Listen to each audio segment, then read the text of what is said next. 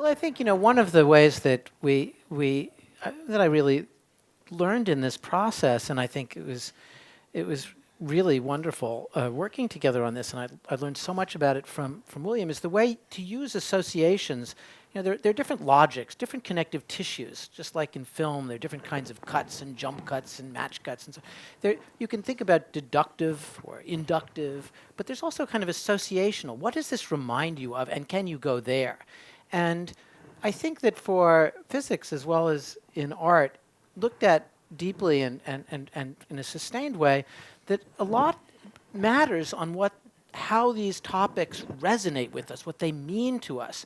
I mean, every physicist now gets many, many emails a week saying, I've got a new theory of time and Einstein was wrong, because this is something that disturbs us in our guts, the way some arcane piece of physics, even one that wins a Nobel Prize, might not. So certain topics, and time probably almost more than anything else, gets at us. And using that as a jumping off point for what does that remind us of? How can we express how much we care whether time can be reversed, or whether different people have different times, or whether time comes to an end in a black hole?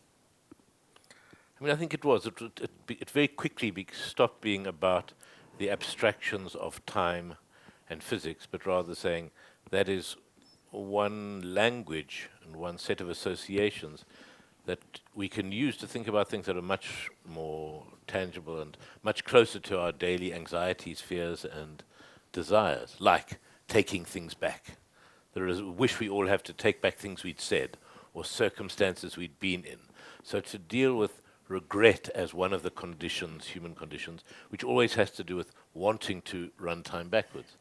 And then finding ways in which we can do it practically. And cinema obviously is the obvious one, where you can run a film backwards to see what it would look like if we could run time backwards. Knowing we can't run a time backwards, but what would it be like if we could?